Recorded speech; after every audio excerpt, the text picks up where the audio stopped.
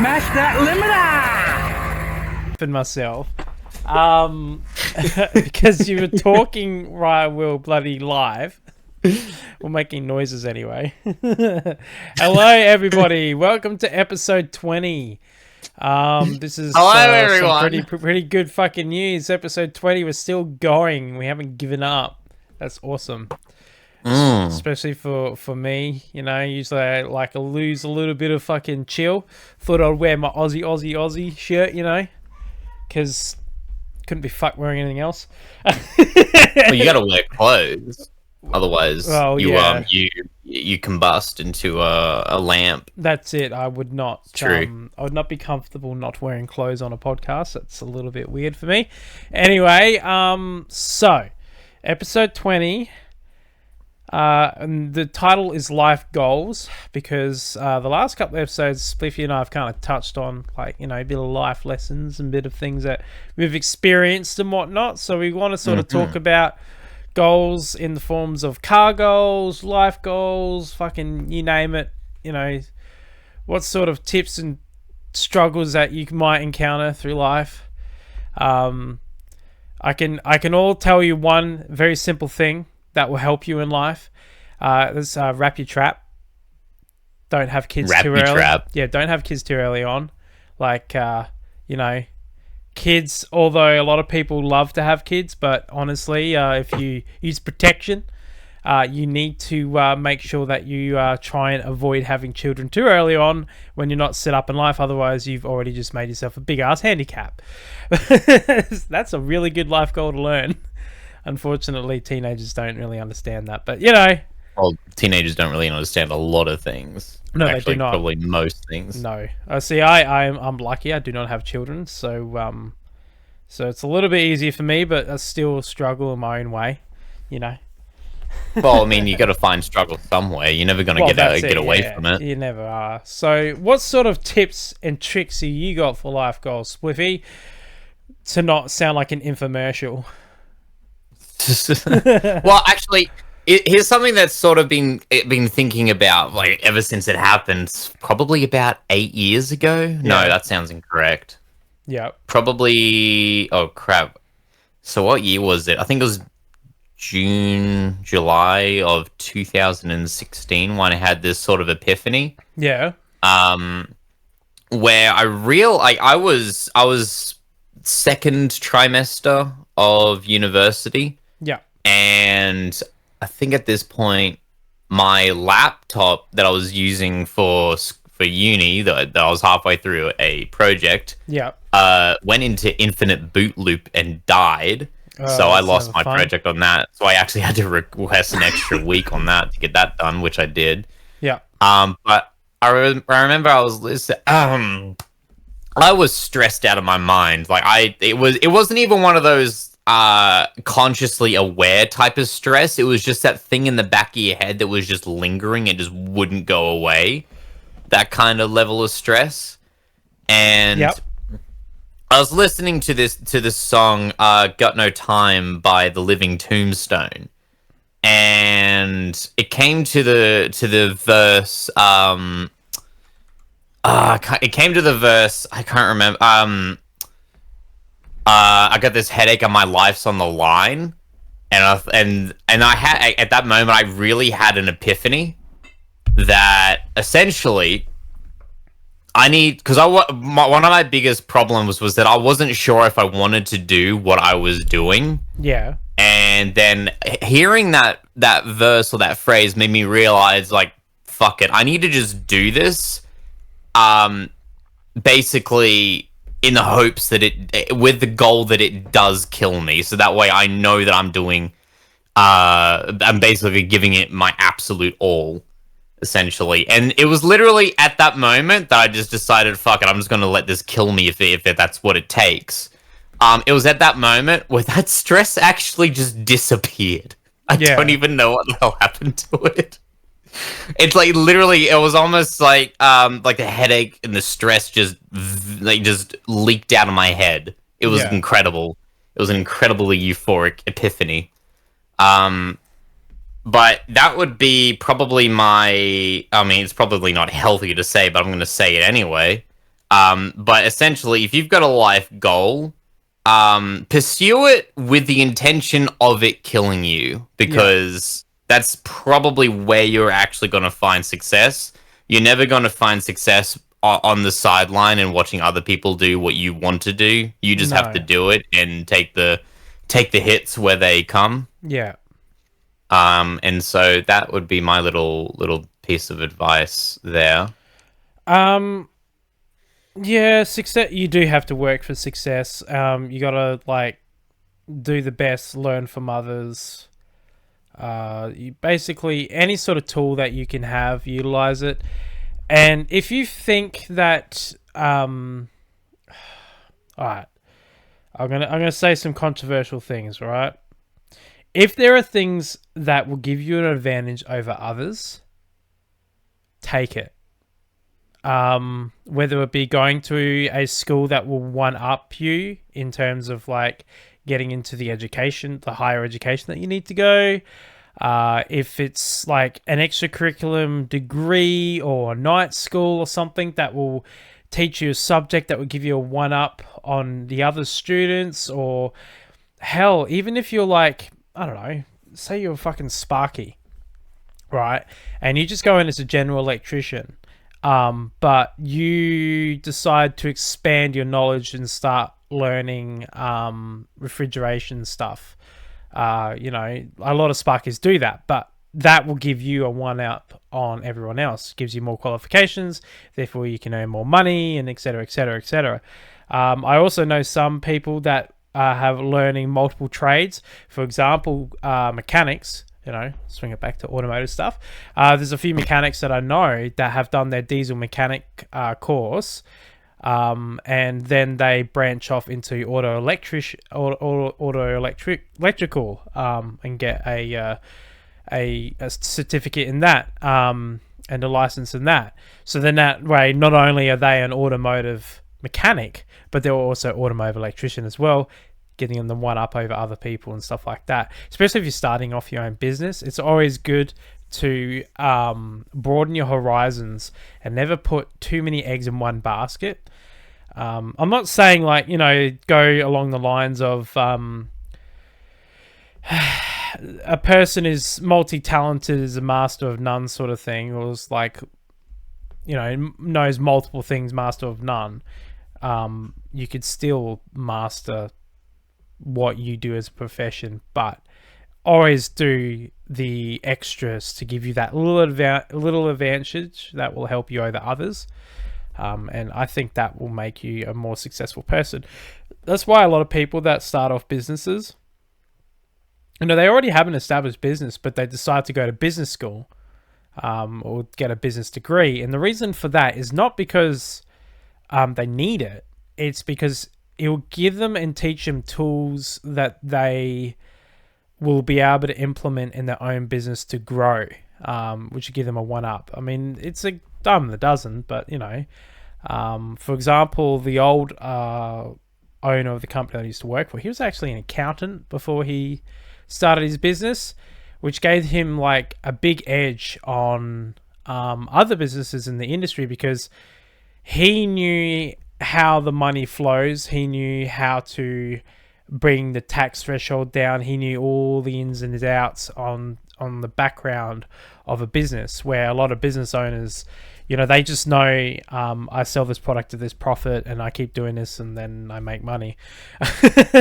Where he's like, if I do this and then do this and go this way, I can actually knock its tax threshold back further and make more money. If I do this and do this, I can save money on this, because he's an accountant. Accountants know money flow and understand how it works. Where a lot of business, especially small businesses, they don't know any of that stuff, and it's actually a lot of shortcomings for a lot of them, especially when it comes to understanding the laws and regulations in a business. So I think to become successful in life, it's really good to sort of, you don't have to be an expert on everything, but it's good to have a base knowledge on lots of different things surrounding the hyper focus that you have, or your goals essentially. And this can be for anything. This can be even for buying a fucking house, Working towards buying a house, understand the market, understand value, worth, understand what's going to be cost effective to buy where. You know, for example, there's some developments where I live where at the moment they're cheap, but in the future that whole area is actually going to expand because it's in the future works. So therefore the land's going to go up in value because there's going to be more housing there, there's going to be more shops and etc., etc. So increase the value. So now you could buy a property for, I don't know, 500,000, but in the future it could be worth like, I don't know, 800,000 to a million. You never know, but if you sort of gain those extra bits of knowledge to help you with your goals, it's really handy. I think. No, absolutely. I think no, I think I know for a fact the more opportunities you take in life, the more rewarding life will be. Yeah. Um, and it's not, you never think about it as you're not exploiting anyone because you go and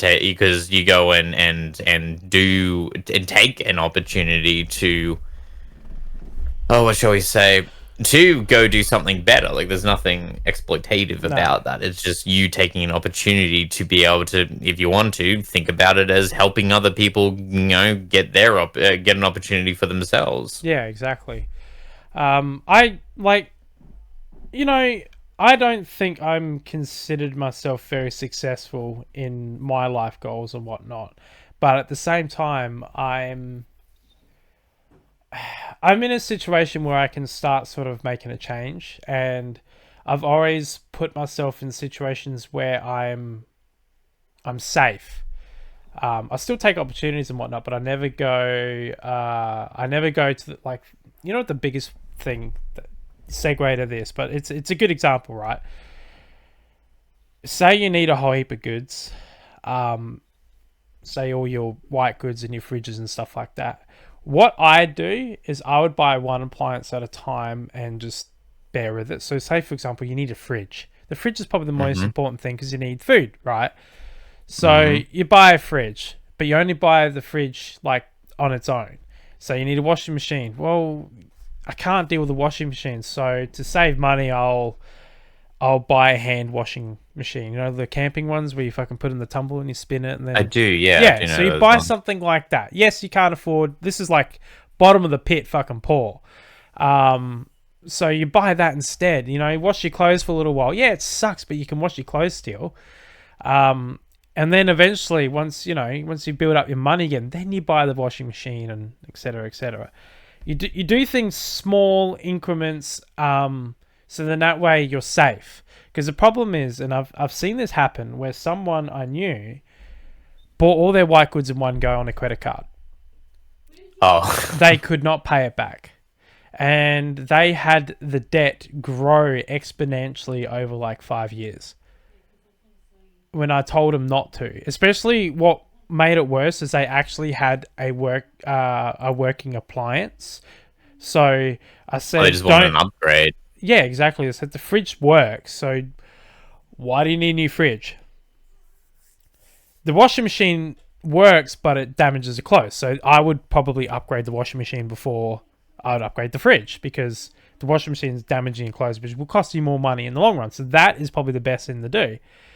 But no, my ideas were ignored and just bought everything on credit card. I also said that they could have essentially saved money. They only had to wait 2 fortnights to be able to buy the washing machine on their own money without going into their emergency money and all that sort of stuff, and never having to use a credit card at all. But they just ignored my efforts, and then so unfortunately they went to debt for ages.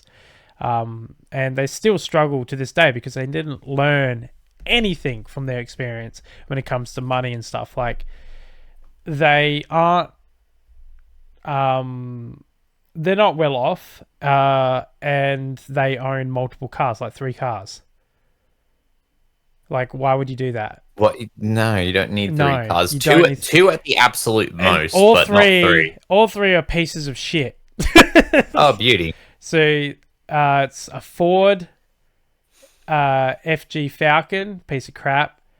A Holden Astra, but like the shitty, like older version than yours, well, that's a piece of shit. And then they have another car which is also a piece of shit. I can't remember what it is. But anyway, like, what the fuck? Seriously? But yeah, they will never learn. They just never grow the fuck up. Essentially. Going into debt isn't it's not always like it's not some sort of cardinal sin. You go into debt when you're trying to buy time, Yeah. essentially. Yeah, like That's you can. what debt essentially Yeah. means. But Like for with example, mhm. sorry for interrupting you. I'll let you finish and then I'll say it. No worries. So like credit card debt, you should always avoid using credit cards when you absolutely have to. But if you know, if the situation is so freaking dire Yeah. that you can't wait, like you actually legitimately, someone's coming to your house to knock your kneecaps out if you don't pay this. Yeah. That's when you essentially need to buy time, and that's when you go into debt, Yeah. whether it be credit cards or not. But you should avoid credit cards at all costs because if you study the mathematics behind interest and compound interest and how that accrues over time, that spirals out of control really fucking Yeah. quickly. And and understanding that it does spiral out of control really quickly is the reason why business degrees exist, why accountant degrees exist, and why all these degrees that help you understand how quickly spirals out of control and what to do if before it spirals out of control and what to do after it spirals out of control. That's essentially the reason why all these degrees exist.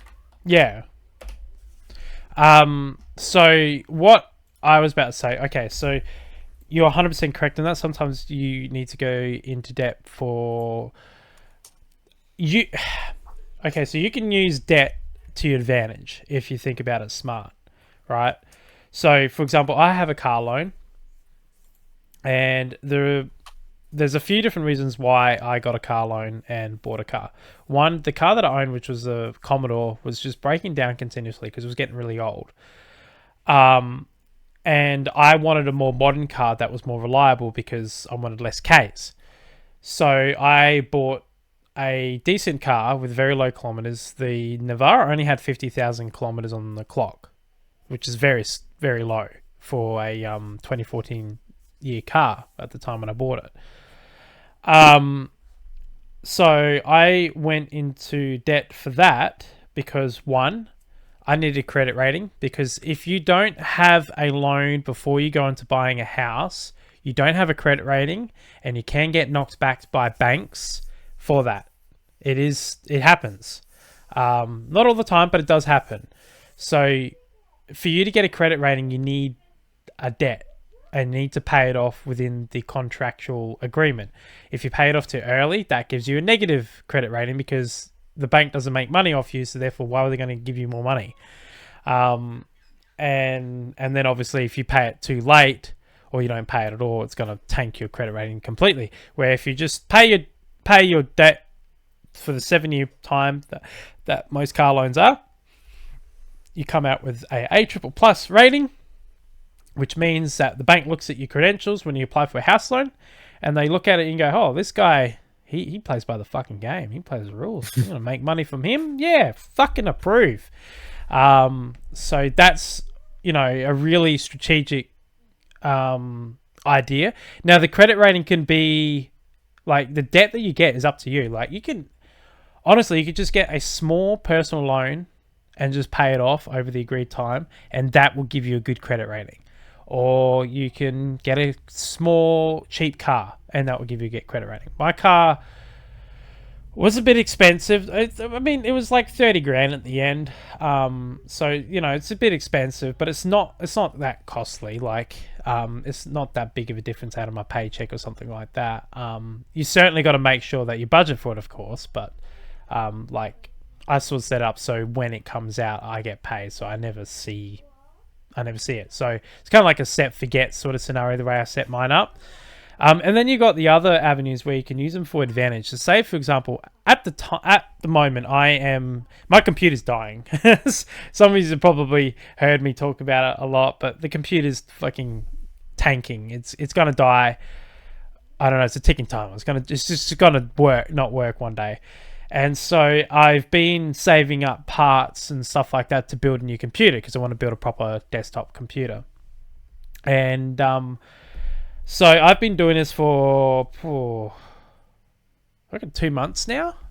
I've been saving for ages, but like I've been sort of building up the parts over 2 months. And what I've done is I had the money all there, but I've been buying it in stages. So I bought the case and the fans and the in one group, and then I did a pay by 4 with PayPal. So then that way I don't have to pay the full amount up front. I pay the PayPal repayments every 2 weeks, so every fortnight. So 4 payments over 2 weeks. It's a month. I have a month to pay it off, and it's small little increments. Yes, I have the full amount of money to be able to pay it off outright, but I'm saving money by doing that because what's happening is now I've got this money in my bank account, so I'm getting interest on it, so I'm getting money. See what I'm doing, and then when the next stage is I've bought the power supply, mod cables, and a new SSD, and I bought that one little chunk, and I did the exact same thing, a pay in 4. And I've been doing that with a lot of things lately, and I found that it's much easier for me to keep saving money and always have money in my bank account, which means I get interest on it, than it is for me to just buy things outright and then just, like I save all this money up and then buy things outright, and then all I've got left is that paycheck from that pay period. Where now it's like I'm doing this, but I still have all this savings still in my account, and I'm just paying little bit by little bit, and I'm replenishing the amount of money that I'm paying out, so I'm always keeping the savings. That's a really good strategy to use. If you do it like that. However, you got to be smart about it because you can, like Spliffy said, it spirals out of control, especially like things like Afterpay. And if you miss your payment, you get a fucking interest snag. And I've heard of people fucking going bankrupt from Afterpay. So yeah, they're fucking idiots, and you know what, they deserve it. If you're that dumb to be bankrupt by Afterpay, you shouldn't be buying things. Honestly, you need to have someone control your money because you're not mature enough. That's so stupid. I just don't understand that.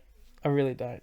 Like, you can live off toast and Fritz sandwiches for a very long time, or 2-minute noodles for a very long time, and just really cut down your fucking cost of living and everything to the bare minimum. You gotta hate life, but you can do it, to just build up enough funds to be able to get you off your feet. I just don't get why people do things what they do. Whatever. That's just life. I'm sort of in the opposite boat. I will just passively save it until I have the full amount, and then I'll just and then I'll buy it.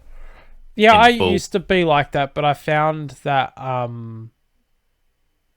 I was continuously living without savings. I don't know. I find this way doing it a lot easier for me to save up the money. Okay. Yeah, it's just it's each to their own. At the end of the day, right? This is the key objective with any life strategy. Bills are paid, food on the table, fuel in your car, you can get to work, and you got clothes, and you got shower, and toilet paper and whatnot. Like, that's it. You got those things. You got your basic life necessities. Then you're good. Especially the bills to pay, because bills to pay are really important as well as food. So, you get that and you'll be fine. And in Australia, we're really lucky because, we get Centrelink or the dole. So it's not much, but you can live off it. People struggle and all that sort of stuff, and say that they can't live off it. But the thing is, like, you speak to them, but they're still buying takeout every fucking night, or they're doing stupid things. Like, it's hard. It is fucking hard, but you just need to be smart with your money and all that sort of stuff. And this, I'm not that smart with my money. I'm not great. I have a lot to learn, and I'm still learning as all the time. But all my bills are paid, and I'm stable, so that's all I can hope for. And I'm saving up to build a house and whatnot. That's my goal. So yeah, life goals. I guess that's the ultimate goal, is to buy a house, because then It is. that way you just don't have to worry about. Oh, that's actually a lot of things. I tend to find when I'm doing research on products, I'm not necessarily worried about the price, but the amount of stress that the product's gonna essentially give me, because I don't mind buying more expensive branded products if if 20 years later I have the exact same product still working. Yeah. Because Like, then your $1,500 washing machine after a 20-year period is like, what? How many cents a day to run after that like long a period? a What headset the stand, hell is that? right? Headset stand, right? Yeah. So many of these are coming out with fucking all sorts of shit on them. I have another one like in the corner of the room that's got pass-through power, which is actually handy because I've charged the Audi's Penrose with it. But like, I've seen people buy the expensive Asus stuff and whatnot, and it's like, why spend that amount of money when you pay $30 for just a piece of metal that fucking holds your headphone stand? Things like that is what I see. Like, when you do your research and stuff, or like, you should always go for things that are gonna like last you, like you're saying.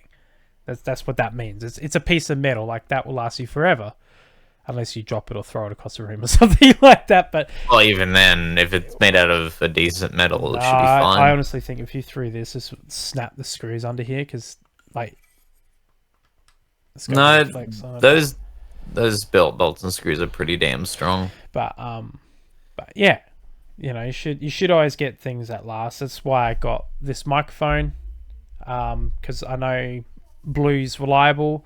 I don't have the space to have a full audio interface, so I can't have like a Shure or something like that in my situation.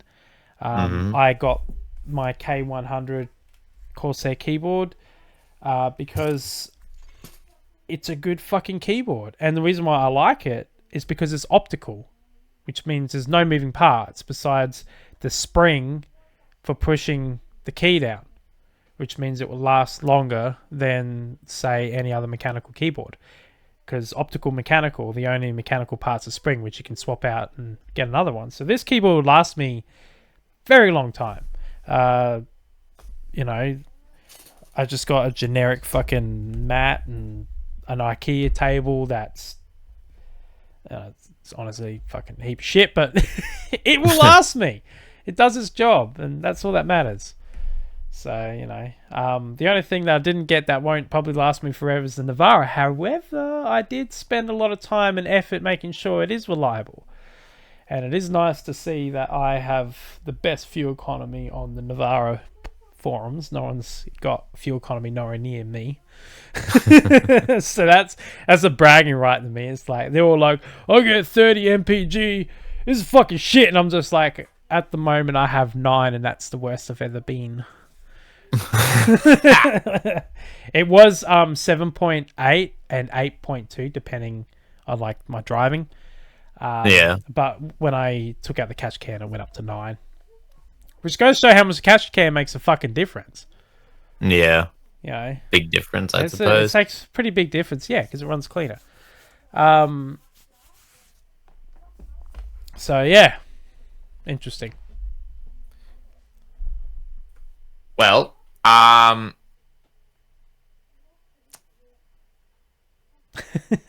was going out with someone, then the thought just sort of escaped. Sorry. That's all right. I have a segue. So, did you hear that Australian sent some Bushmasters to Ukraine to help with the war that's going on over there? I heard dibs and dabs, yes. Dibs and dabs. apparently the Ukrainians are loving it so much that they want more. I'll show you what they look like. That's a Bushmaster there. So that is our Australian service vehicle at the moment, the Bushmaster, and they are an amazing piece of machinery. I'm pretty sure they're Australian built. Let's have a look-sees. Fuck,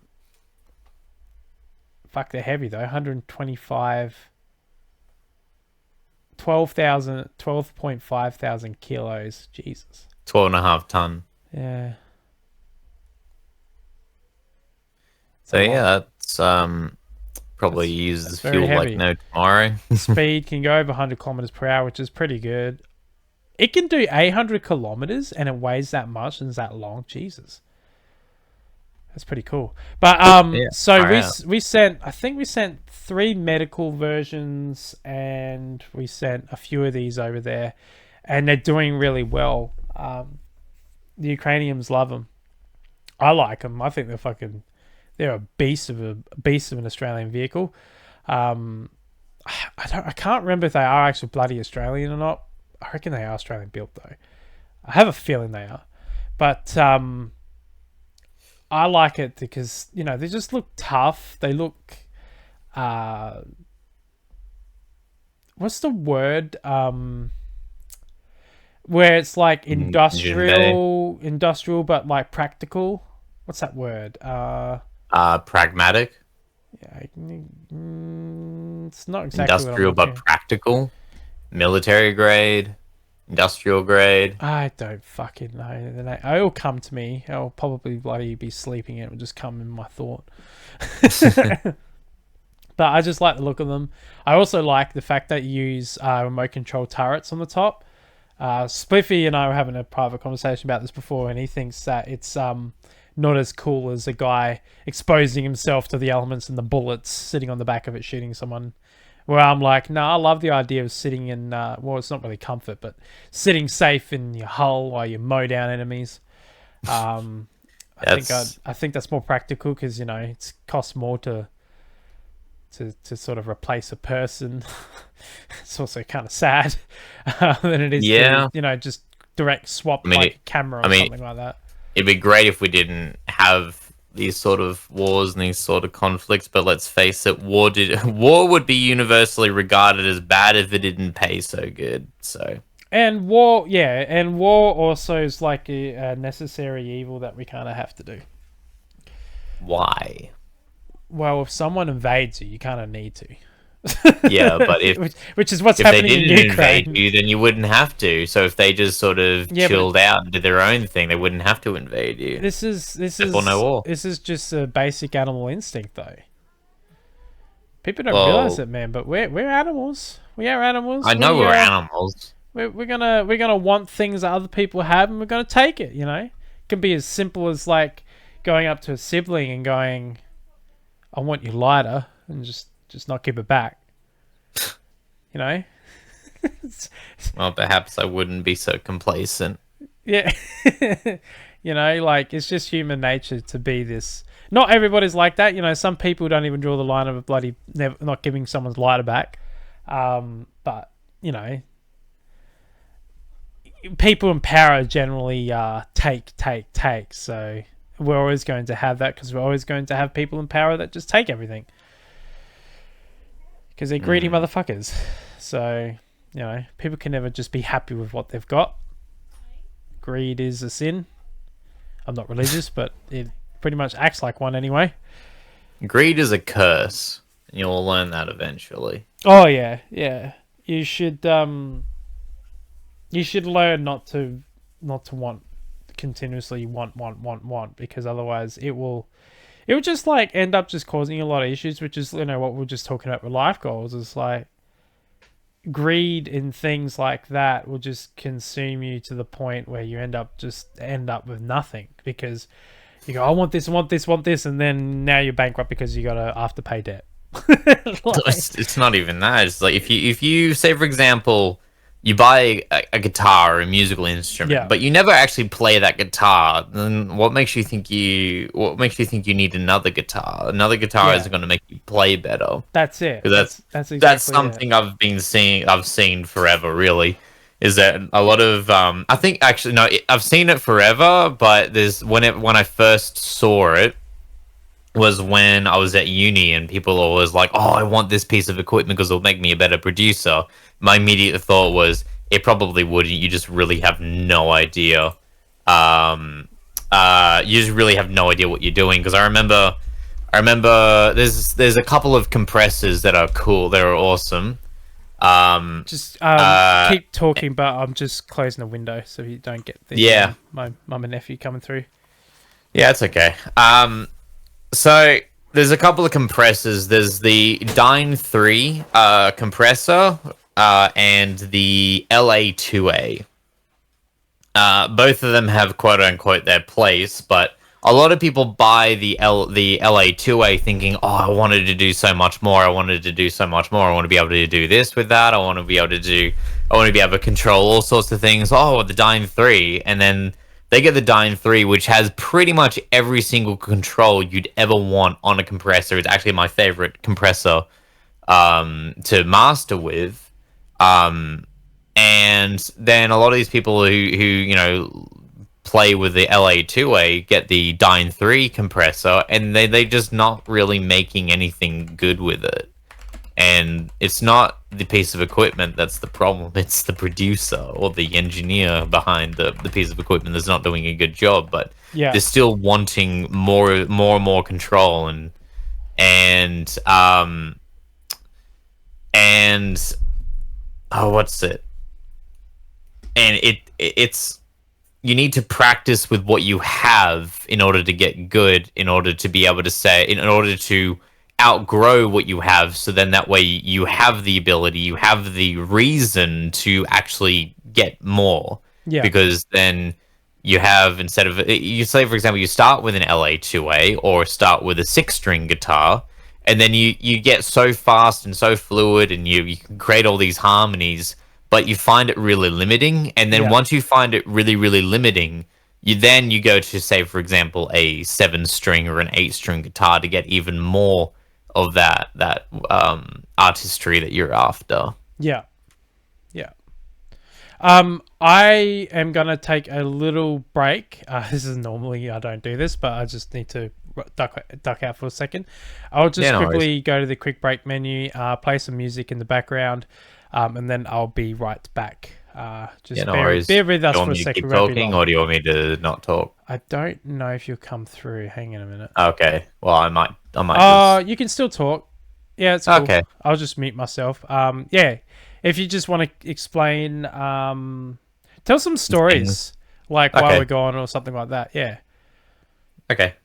I'll explain some stories. What's some stories I could tell that are in the theme of life goals? So, I guess I could continue on with the whole, the piece of equipment doesn't make the music, the producer does. And essentially what I mean by that is that you can have an absolute horrible piece of audio equipment or plug-in, for example, but you just need to make it sound good and aesthetically pleasing. I remember, I think it was a couple of years ago, I decided I want to have a little bit of fun. So I took a mix that I had with multi-track mix that I had with all the elements recorded, and I used a guitar amplifier to mix all of the sounds. And it was actually one of my favorite mixes to make, because it was so crap but so much fun to listen to. There was nothing. I don't think there was any audio frequencies above 10K, which, to give you context, is about a third of them just gone, because we can hear all the way to 20K. But I just taken 10K and above and just pissed them off. Just not no none of that shit. Um, and one of my favorite things to do actually is to get one particular plugin, and use just that one plugin on each of the what shall we say tracks, or each of the multi tracks. And the benefit of that is that you learn where that plugin or that piece of equipment works really, really well on certain instruments and doesn't work quite so well on other instruments, which allows you to make even better mixes in the future. And uh, what shall I say?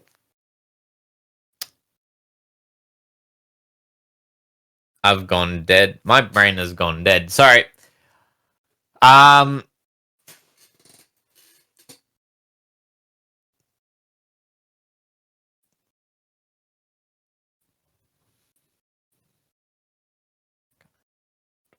so one thing I find to be really, really good exercise is to practice raw skills like mathematics and literature and and well, just say engineering, for example. You take engineering and then you just break it down, whether you do mechanical engineering or electrical engineering or all or both of them. You just break them down and just practice different raw skills. So you get, for example, buy a maths textbook and buy a maths textbook and just within a year, just go through the entire thing. Just practice each of those exercises in the books, and you'll get better at mathematics. And you'll know you're getting better at mathematics if you go out into the real world and you start to notice things. You start to notice patterns, um, and that's how you know that you're actually reaping the benefits of practicing these raw skills. And you can see how you can what shall we say how you can make things that work, right? Or if something's not working, you can figure out how to make it start working again. And having those level of skills is something that you obtain, and something that cannot be taken away from you, which is, I find, really, really motivating. So I think each year you should learn a new major skill. And if it takes you a whole year, then that's good. It takes you a whole year and you decide, I'm just going to spend a whole year on this and basically practice it in the hopes that it does kill me. I reckon you'll actually make some serious progress in life, um, and you'll find yourself being able to take care of a lot of issues, and a lot of the stresses you had, say, a year ago are just part of the process for problem solving. They're not really, you don't really find yourself getting stressed out over little mistakes, because you'll find that you'll know how to fix those little mistakes that you make along the way. And the struggle is just part of the process. Not being able to stay awake for something can be pretty easily taken care of with a 20-minute power nap. So maybe have a cup of tea and then 20-minute power nap, and then get up, do just a little bit more, and then once you've done that little bit more, then you can go to bed for 6 hours, and get up, do it all over again, and just set goals for yourself every single year, like big major goals. Like if you say, for example, each year you could buy something big that will make your life better. Take that sort of plan and apply a learning a raw skill to it, and you do that every single year, and then you'll make progress in life pretty damn quickly, and you'll notice patterns, and you'll allow yourself to take care of problems you never knew you could take care of, and then people will take notice, and they will also either reward you with with jobs in which they pay you for because you're taking care of their problems for them.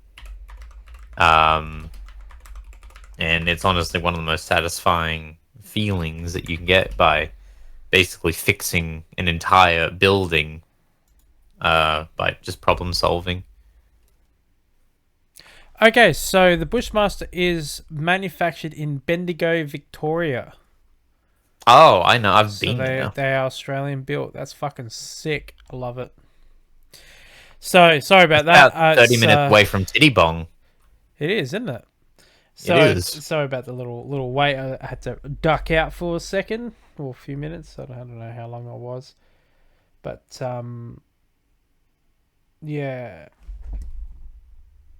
Sorry, I just got a message from Ray trolling me. Oh, yeah. She's the Oh, biggest of course. troll in the world. I know. She's such a troll. She said, "Stop talking to me." Oh. Alright, whatever. She didn't really say that. I'm just shit staring. But that'd be funny if she said that. She's just like, "Shut up, Hunter." Nah, she doesn't do that. Got a good last night. That was funny as fuck. I don't remember what happened last night. I don't remember much either. See, last night we played some Demonologist, which was a lot of fun. I screamed a lot. As you do. As I do. I don't get scared by like movies. Like I can watch horror movies, jump scare movies all the time. Be like, that's shit. But I don't know what it's about like jump scares in like Phasmo and Demonologist. But they just fucking get me good. I think it's because I'm like in the world. I'm like observed. Like I have my volume maxed the fuck out, and I just like I get sucked into it. That's why I want to like. That's why when I get the PC set up, the first thing I want to do is actually look at getting at a VR headset, which I want to segue to that. Right? Yeah. The new Crest, the Meta Crest that they just brought out, is worse than the last generation. That's not surprising. What the fuck? Like, why would you bring out something and then, like, it's inferior to the last generation? Doesn't make sense, man. Honestly, it wouldn't surprise me if the parts to make it better are just not available. What are you fucking getting Elon Musk to fucking be your advisor or something? No, because then, you probably have all the parts you need, actually, but... No, you just rebrand it and just throw it to the ground. Oh, that's where you're getting at. Yeah, sure. But yeah, it's fucking funny, man. It's like, because at the moment there's not really until the Steam Index version 2 comes out. There's not really good VR headsets out at the moment. They all have like weird quirks and stuff. Like they're better than what they were, but like. They just have a lot of compatibility issues and software issues, a lot of the new ones. Because I was like looking at the Cosmos, but like there's a lot of issues with them. So that's not a good idea either. Because I would really like to, like I would have it wired, but I like the idea of a wireless one where you have like a power pack or something like that on it. That'd be really, really handy.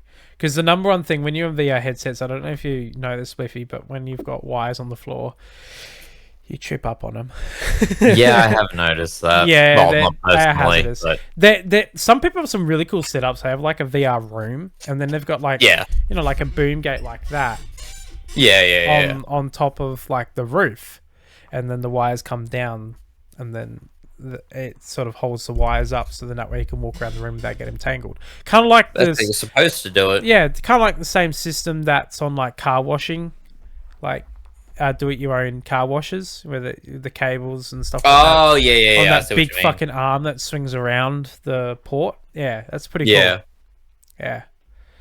But I would like to wait for the Steam Index to come out. But the problem is, and this is what pisses me off with Steam, is they never ship outside of the country of America. I guess that's a logistics issue, or something that they want to, some logistics issue that they want to manage. The last index that they brought out was like amazing. Like Hmm. people loved it, especially since it hand tracks.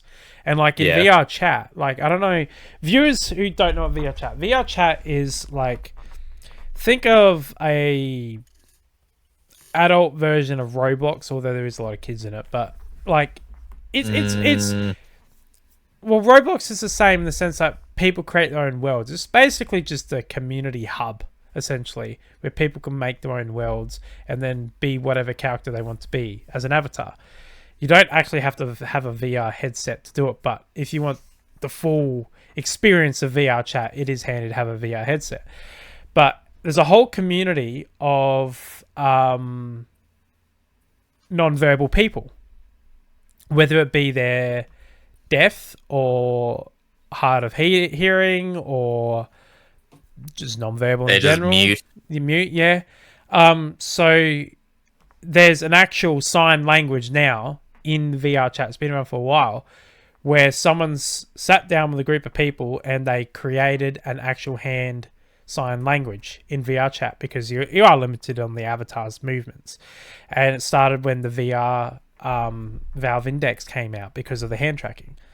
And like, you can go to their world and learn how to sign in VR chat sign language. It's literally called VR chat sign language.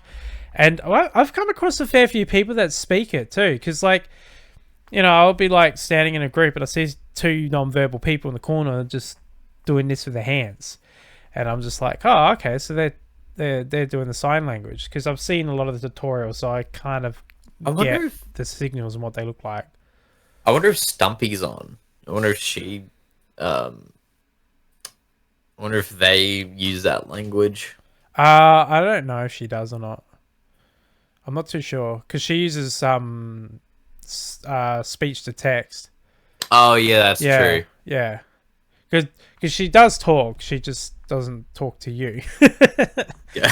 No, Like, she doesn't talk to anyone. well, yeah. She just does speech to text. So she talks in real life, and then it converts it to text. Yeah, Yeah. some of the mishaps are really Oh, funny. it's fucking funny as Stumpy's real laugh. Um, yeah, I haven't seen her in a while actually. Messaged her before, but she didn't. She hasn't gotten back to me because she's very busy with her life. But that's the thing with life. Like, I've kind of. It's not that I'm not trying or anything. It's just I haven't been able to bloody chat with people for so bloody long because I've just been so freaking busy. Like, I've gone like weeks and weeks of just not talking to people that I used to talk to like daily out of my friends. Yeah. You're the only one that I That's like- obviously always keep in contact with, but all my other friends, I just haven't spoken to them. Mind you, though, if they put the effort and message me, I would message them back. just send them. Just keep sending them messages. I have to say, sent the like, how's messages. life Yeah, been? I did that like yesterday. They only like 3 of them replied. Okay. So yeah, they must be Nice pretty bit of busy as nothing. well. Yeah. Fuck yeah. Life Everyone's is like busy. that as well, and those younger viewers are watching. That's something that you kind of gonna have to prepare yourself in your future. That people that you're like best friends with now and like really close with, you might not necessarily be that close forever. People change. People have lives. Families especially. When they form, like, you'll just see people disappear once they have kids. It's because when you have kids, you get sort of wrapped up in your own little world, and everything else becomes a second thought because your now priority is having a child. That's why, like, at the start of the podcast, I said, wrap your trap, don't have a kid too early, because, I mean, people hate mistakes and stuff like that, and they don't regret Oh, them. God. That's fair, but honestly, like, I see too many people in this day and age, with all the education that we have, having kids too early, and then they sit there and bitch to me. No, About like never. teenage pregnancy has gone down since the 90s. Has it really? Yeah, fuck yeah. Like a lot. There's more shit to do. There's more video games to play, and there's less need to go out and there's less avenues to go out. No, I wouldn't say less avenues to go out and meet people, but like there's video games. Why would you go out and meet people if you go play video games? But Um. Oh, what's it? Uh, when after you finish school and whatnot, once you're in your like your 20s and beyond that, what you learn, and I've been very what shall we say, fortunate to have this happen where I have many friends that I talk to once every couple of months. Yeah. But I mean, we'll have a talk on the phone as if no time has passed. And that just comes down to maturity, and you'll mature, and your friends that you used to hang out with all the time will also mature, and so what will happen is that you'll just talk every now and then, and you just like a little catch up over the phone, and then you'll find that there's nothing wrong with that. There's nothing inherently um less fulfilling about that than if you were to just in the school playground all over again. Just See, talking every single my day is less, thing if is not any, not anything less you are satisfying. 100%, by the way. Um, it has decreased significantly. However, that's a little bit. However, However, it's a little bit worrying that Indigenous mothers have increased. okay, what could potentially prompt that? We're not going to talk about it. We're not 'Cause going I'm to talk worried. about it, but We're not going to talk I'm about just it, but looking it's at just something stats. that's just Yeah. like, okay, what? Yeah.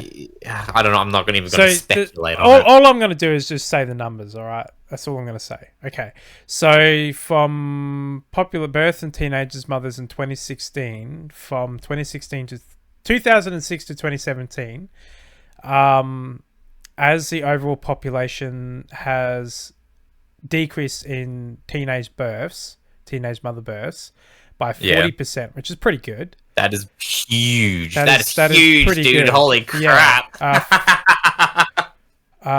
So the teenage mothers have decreased, but age mothers of 19 has increased. So people having kids 19 and onwards have increased, which is good because it means that, you're probably more likely to sort of be mature enough to be able to raise children and then also have a job at least, or set you up to be able to raise a successful child, essentially, is what I'm going for. Because that's the objective. You want to raise a child that's going to grow into a successful adult. That's the objective of being a parent. But everyone else has decreased, including like regional areas and remote areas have decreased, except for very remote. And then obviously Indigenous numbers have increased, and parental numbers. I wonder if this is just a little hypothesis. I wonder if the reason for that is the actual numbers are the same of the amount of Indigenous teenage mothers, but because every other region has decreased in teenage mothers, it stands out more, which is probably what I Well, you mean you suspect. think it's an outlier? Yes. I think that Okay. I bet you because it looks constant through all the stats that I'm looking at now. Yeah. It looks like it's been like constant, steady numbers. Oh, so they're using like a standard deviation sort of thing as opposed to just looking at the numbers beforehand. Yeah, so it kind of to me looks like it. So, say for example, 10 teenage mothers out of, I don't know, 100, 1,000. nah, use a lower, make it more look substantial. So out of 50 people, 10 out of 50 people, Right.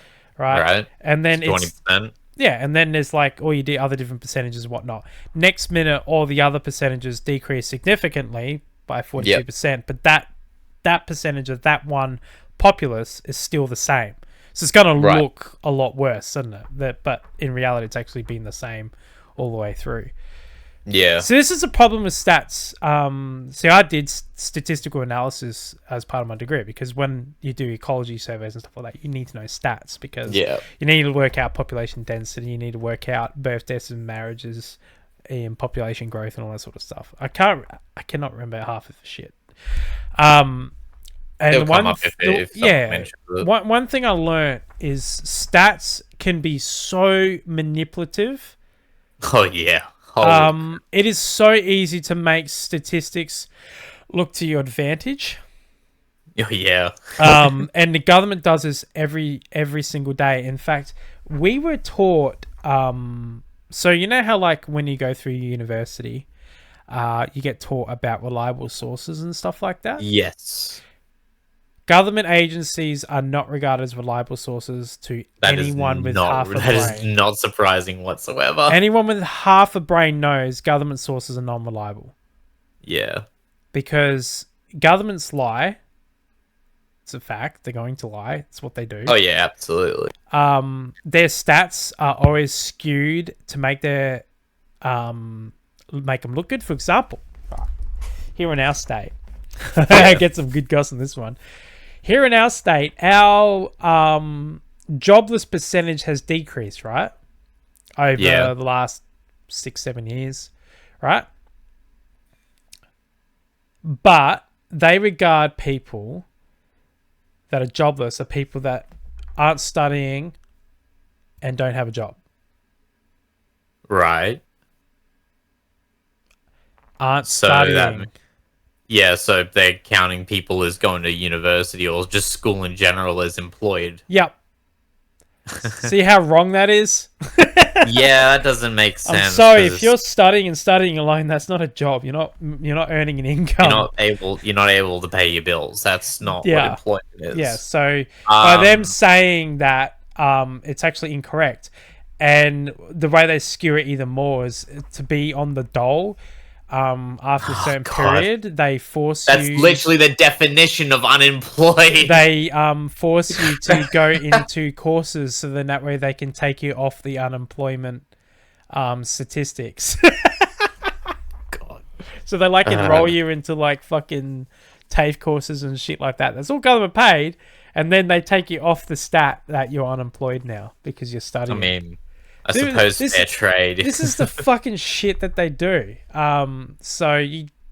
If you're doing any research of any kind, you can use the government stuff as like you like Wikipedia. Use it as like a tool, Yeah, with a grain of salt. but it's not reliable. This goes back to like years ago when I was a kid, right? And I was learning. We have to do a year 12 project as part of like school. So in year 12 of high school, which is your last final year of high school in Australia, you have a dedicated topic on how to do research. And it's compulsory. You have to do it. Otherwise, you don't get your SACE, which means you don't pass high school. It's bullshit, okay? The people that thought of that is a fucking idiot because every single topic through your high school years and the later years as you head towards graduation, every single topic has a research component and you learn how to fucking research. And you do it time and time again. So then they're like, we need another topic. And so they just make this research project up that's doing the same thing you're always doing. It's like so stupid. Stop making things redundant. Anyway, rant over. You can tell I'm not a fan of the education department.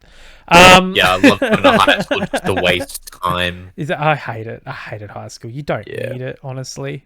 You can get through life without it.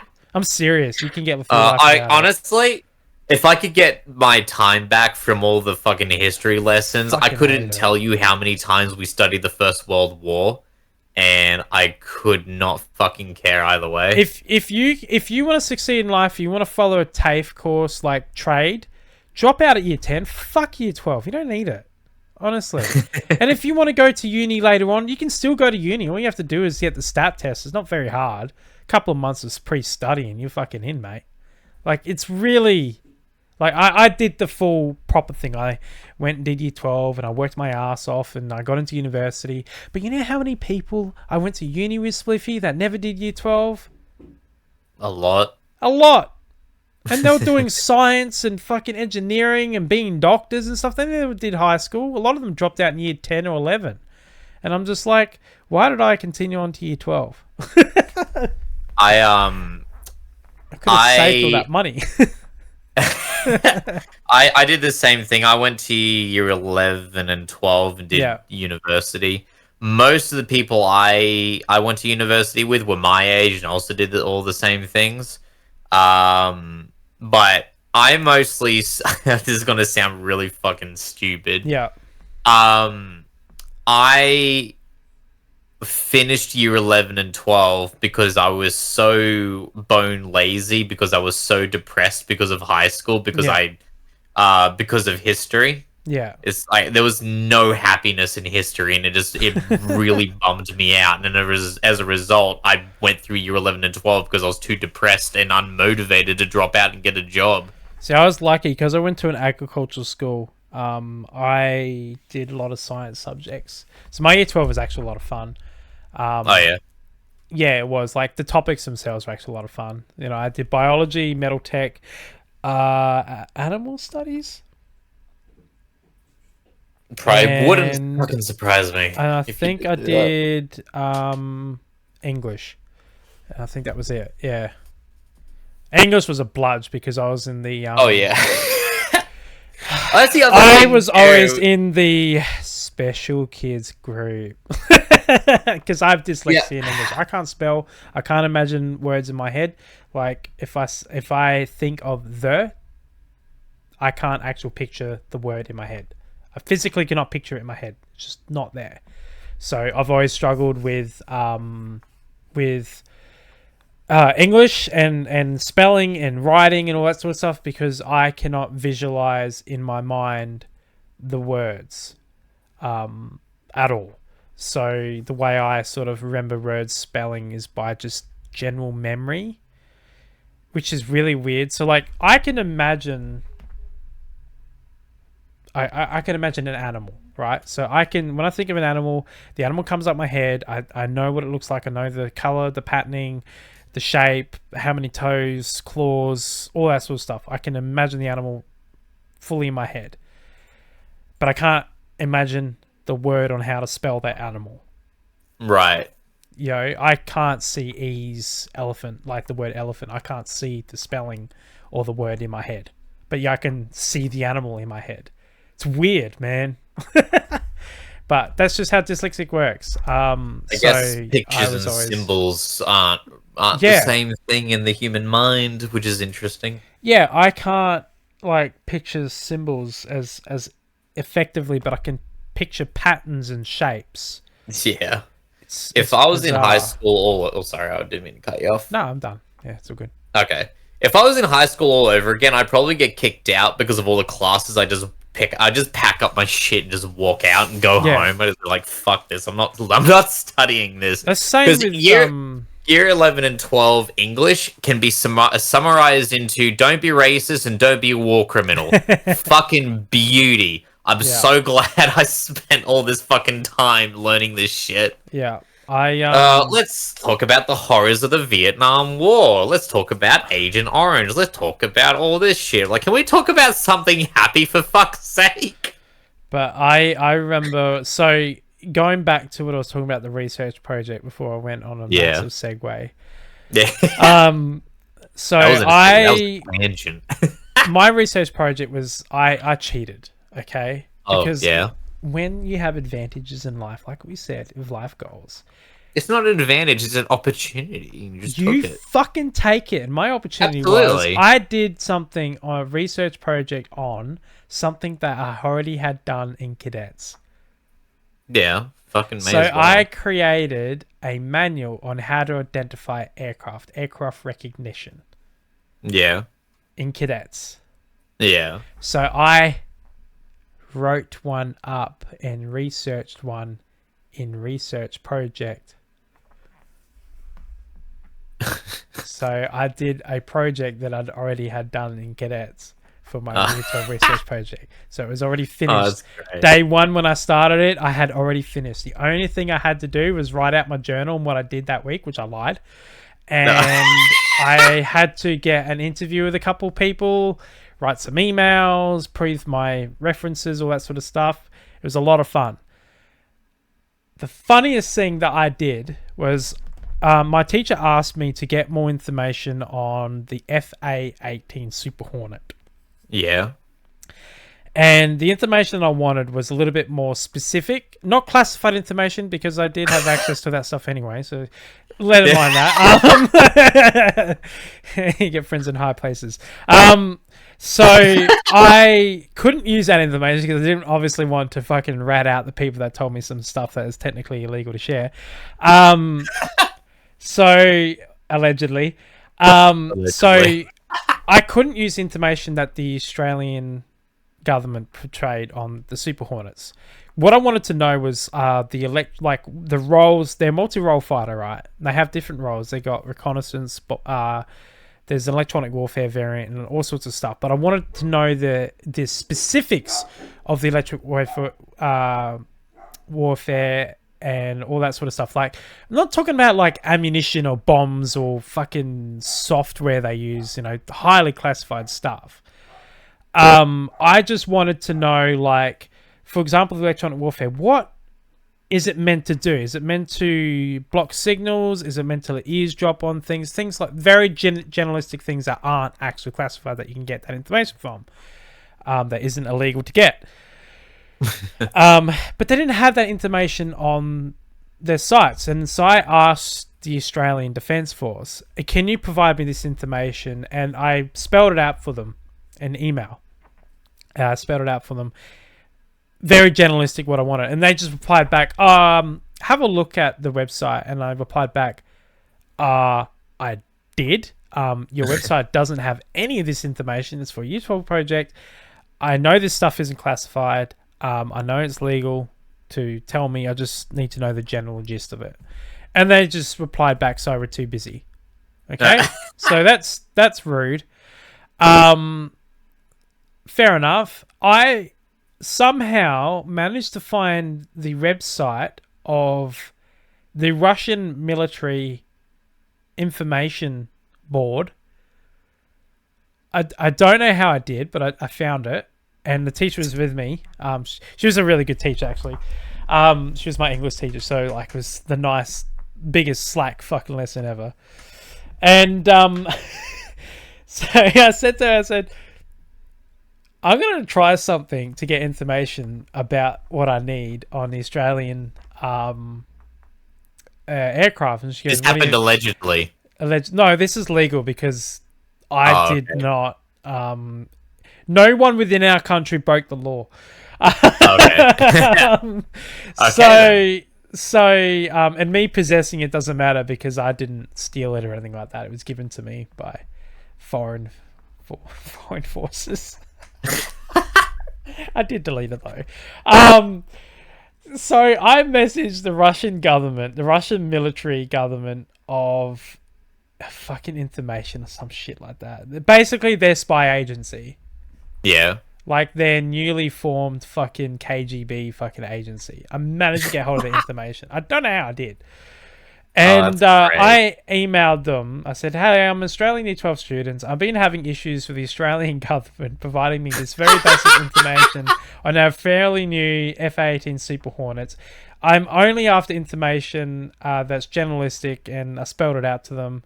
I said, I know you guys know. Is there any chance you can share some of the information that I need so that I can put it in my Year 12 project? And I sent it.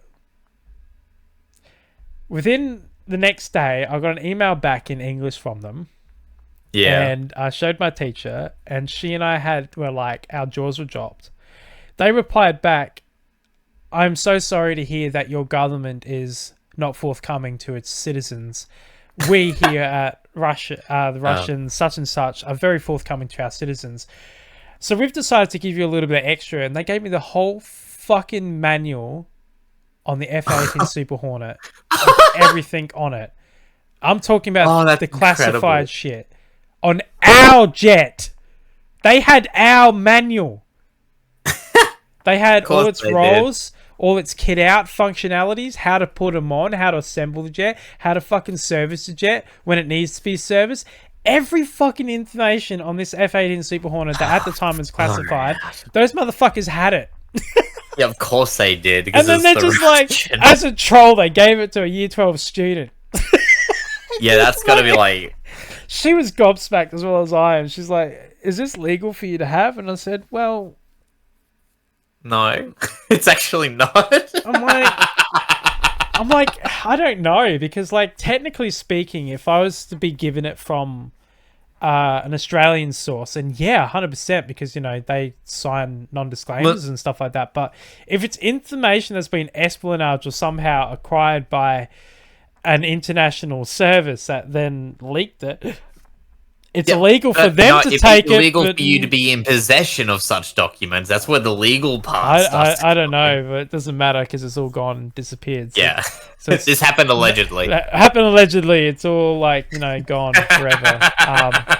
I got the information I wanted, which was literally they wrote it out in the email. So they gave me all these fucking manuals, and I'm just like, what am I gonna do with these? I'm just gonna delete it and delete the email. It never fucking happened.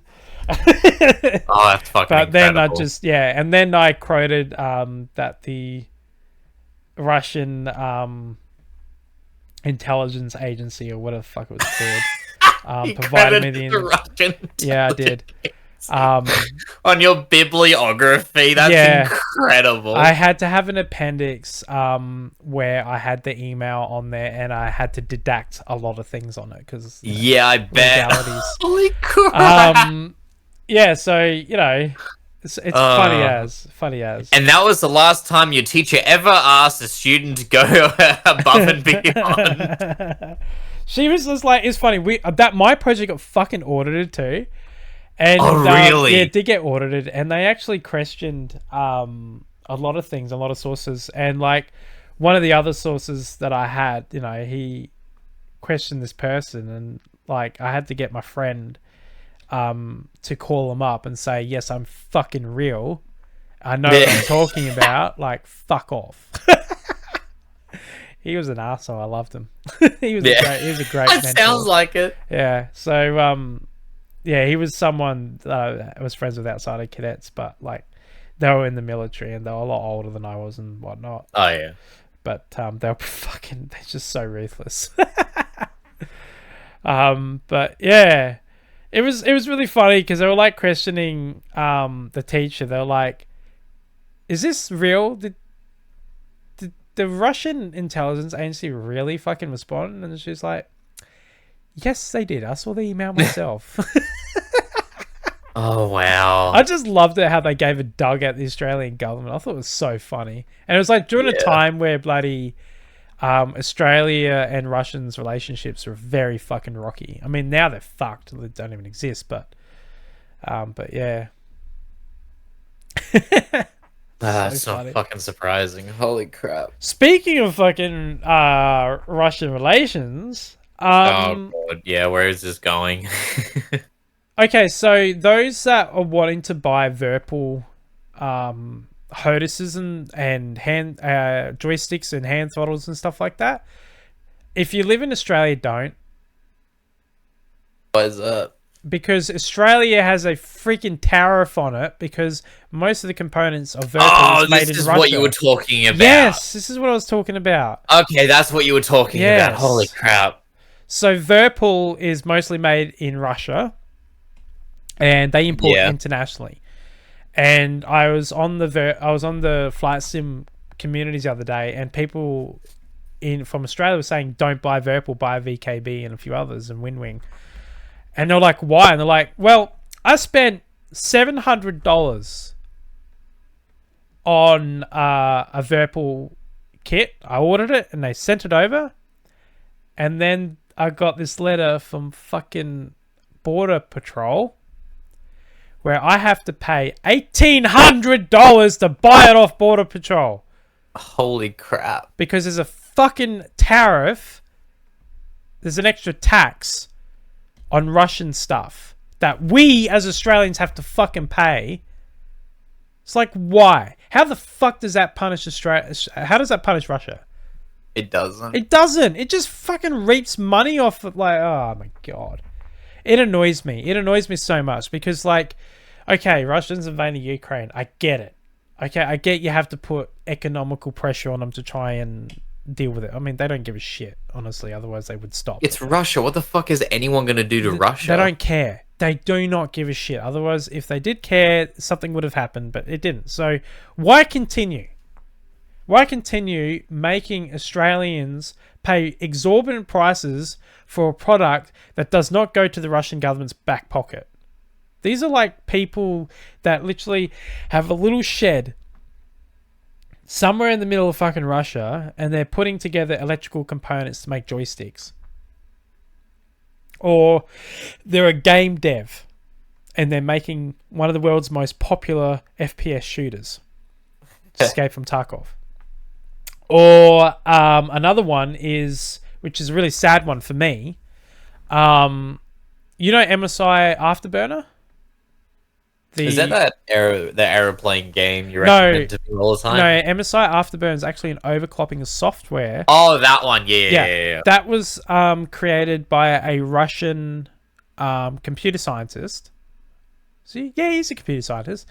And so he was contracted by... So he owns MSI Afterburner, right? Yeah. Because he owns the software that allows him to make changes to motherboards, BIOSes, and graphics card BIOSes, and CPU BIOSes. And basically, his program is what allows you to change all the voltages and the overclocks and all that sort of stuff. Because of the Ukraine war, MSI decided to fucking ghost him and just stop paying him. So he made a program that everyone unanimously uses that's free for anyone to download and use, and it was compatible all the way up to the 40 series graphics cards. And they just stopped paying him because of the Ukraine war. Not because they can't, which they can. There's ways around paying Russian citizens money, so then that way they can actually fucking survive, because they're innocent in all this. But they just didn't want to. They just wanted to ghost him. So,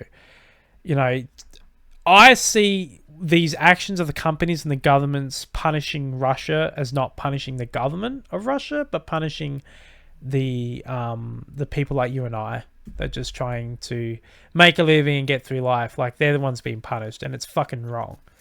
And they can't fight against their government. They're in a fucking dictatorship that, all those protesters that we saw when Ukraine got fought. I remember. You know what they did to all of them? They rounded them all up and sent them to fucking Ukraine to die. So, right. Yeah, they round up pretty much majority of those protesters and they're dead or in the Ukraine conflict or ran away or, Yeah, that's a big yikes. Yeah. It's pretty bad. And that's the reason why, at the moment, there's not many people in Russia speaking against the Russian government, because they will die. This is back in the old Cold War KGB days. That's what's happening right now. And it's been happening for a while. So, by the government... I don't think it ever really stopped. Well, yeah, it didn't really, technically. So, the government's doing what they're doing isn't helping anyone, really. It's just making it annoying for everyone else and harder for everyone else, because Virtual's like a good product, so it's really sad that that we can't buy it unless you want to pay exorbitant prices, which don't, because it's not going to the people you're buying it from. It's going to our government's back pockets, who I do not like money going to our government's back pockets, because they can't even fix fucking roads or hospitals or fucking anything. Yeah, they're not really... They're running our country to the ground, aren't they? Yeah, they're not really interested in making the country better. They're not. They're just... Unless they want to buy fucking nuclear submarines, which that's going to be fucking great. If they didn't do that, we could have so many hospitals. We could, I don't know, use that money to actually fucking build up the country. It's a lot of money. Is a metric fuck ton of money. That's more money than our entire defense budget. Yeah, that's not surprising. Which doesn't make sense. No, it doesn't. It doesn't make sense at all. I don't see the point of these subs, honestly. I really don't. No one wants it. The military probably doesn't even want it either. It wouldn't surprise me if that when this decision was made, that our heads of military, they were just like, fucking cunts. I've met like the guys that are in power at the moment. I don't know any of them, but a few years ago, I met the chief of defense, because the way it works in our military, so you've got Navy, Army, and Air Force, and every so many years they rotate on who's the chief of defense.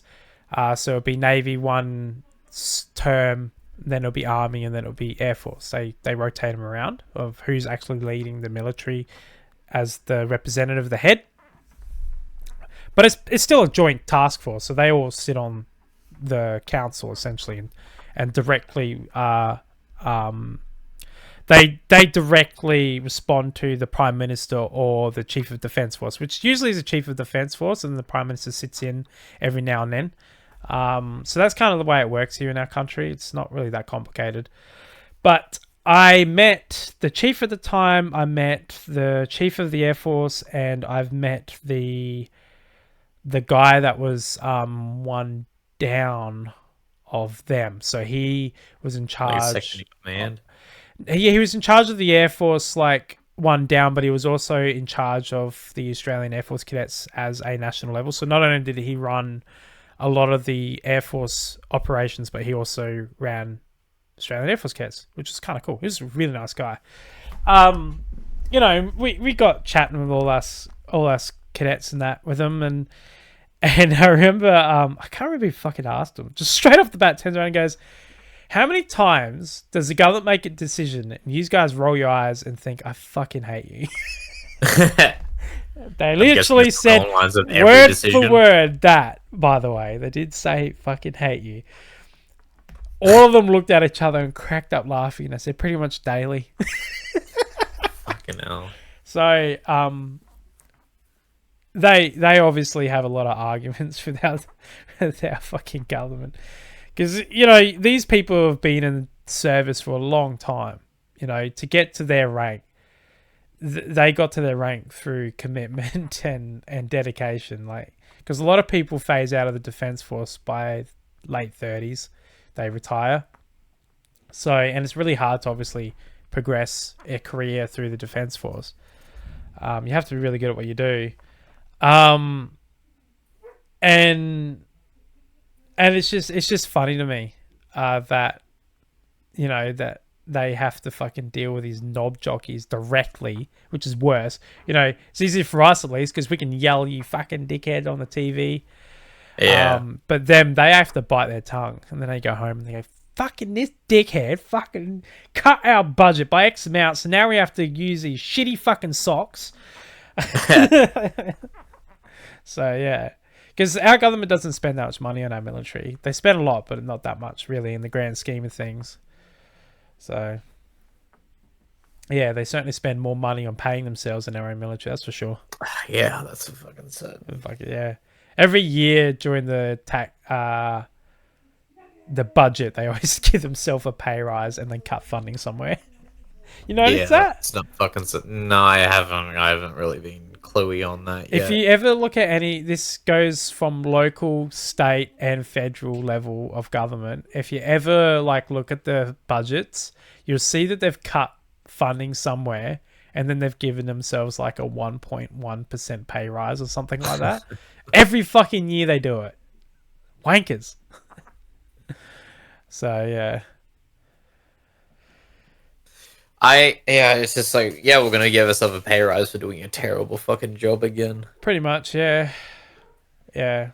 God, I love that so fucking much. How do I get that job? I can just continue doing shit work and get, rewarded for it. I did actually wonder how hard it would be to become a politician.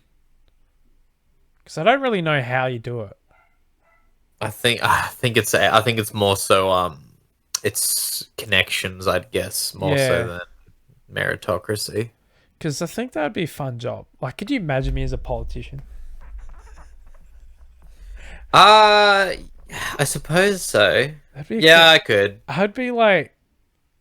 You'd be like the Steve Irwin of politics. Yeah, I don't know if I would be blocked at every corner or I would be liked. I think the public would like me. because I wouldn't really bullshit. I wouldn't be like a Pauline Hanson. No No. fucking way. I think I would be like your general Australian that people can relate to. I think. I don't know. You never know. Problem is, media fucking spin stories. So, like, I could be me, and everyone watches this knows what I'm like, and you know what I like. But, like, the media would, like, go, this guy wears Aussie blue shirts, and he is misogynist, and he is racist, and yet I've never said a single fucking thing that's along those lines. You're still trying to get a word in, and they're accusing you of all this stuff. Yeah, basically. Yeah. Like, can you just imagine like a press conference and I'm like, just stand up there and they're like, is it true that you said all women belong in the kitchen? And I would look at them and be like, no, but you said it, mate. You alright? I think you need to check yourself, mate. Saying bloody things like that's wrong. What's wrong with you? Oh, far out. Just twist it around back at them. Why are you putting ideas like that in people's head? We're supposed to be moving forward. We're not supposed to be talking about shit like that. Come on, move along, mate. Just be a dick. Oh, far out. I'll just like walk up on like a conference thing and have a blow up doll behind me. Fuck's sake. Just no context, no context whatsoever. Just a blow up dolls, and then people are like, what are you doing? And I'm like, I don't know. You're like Bob Hawke, where he like downs an entire pint of beer and then goes and wins the election. I'd do one better. Oh god, you'd have 2 pints. No. 3 pints. No. 4 pints. No. I would have one of these bad boys, Homer. Uh-oh, you're gonna pull out something, are you?